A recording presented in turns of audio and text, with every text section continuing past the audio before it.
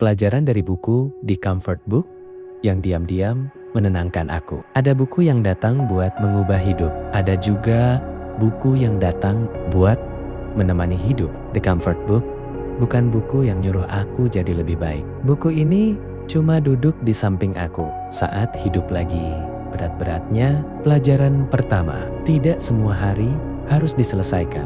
Buku ini bilang, ada hari yang gak perlu diperbaiki. Ada hari yang cukup dijalani tanpa solusi, tanpa kesimpulan.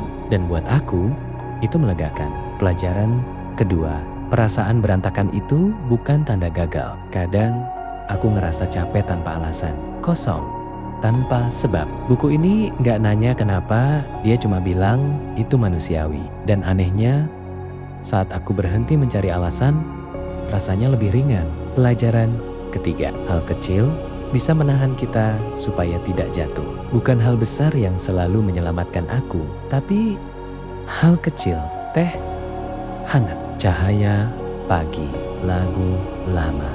Buku ini mengingatkan aku, hidup sering diselamatkan oleh hal-hal sederhana. Pelajaran 4, kamu tidak rusak. Saat dunia terus nyuruh kita kuat, buku ini pelan-pelan bilang, kamu nggak rusak, kamu cuma lelah. Dan itu bukan kekurangan, itu tanda kamu masih peduli.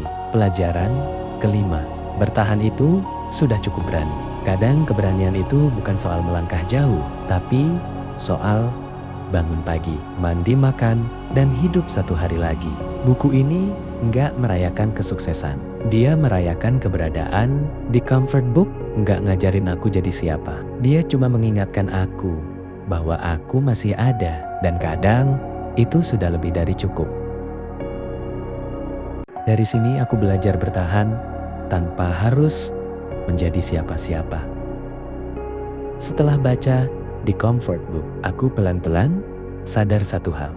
Selama ini aku terlalu sibuk, berusaha jadi versi yang lebih baik, sampai lupa kalau aku juga butuh ditemani. Aku tidak harus selalu kuat. Ada hari di mana aku nggak punya energi buat jadi kuat. Dan dulu aku anggap itu kegagalan. Sekarang aku tahu itu bukan gagal, itu manusia. Aku boleh hidup perlahan. Aku selalu merasa tertinggal. Melihat orang lain berlari, aku ikut memaksa diri. Buku ini ngingetin aku, hidup bukan lomba, dan aku boleh jalan pelan. Aku tidak perlu selalu punya jawaban. Ada banyak hal di hidup yang belum aku pahami, dan aku dulu merasa harus cepat-cepat tahu. Sekarang aku belajar, gak apa-apa hidup sambil bertanya. Bertahan itu sudah cukup. Kadang aku iri sama orang yang kelihatan kuat, tapi buku ini pelan-pelan bilang, bertahan satu hari lagi itu juga keberanian. Dan hari ini aku memilih bertahan. The Comfort Book tidak mengubah hidupku, tapi ia mengubah caraku memperlakukan diriku sendiri. Lebih pelan, lebih jujur, lebih manusia. Dan untuk saat ini itu sudah cukup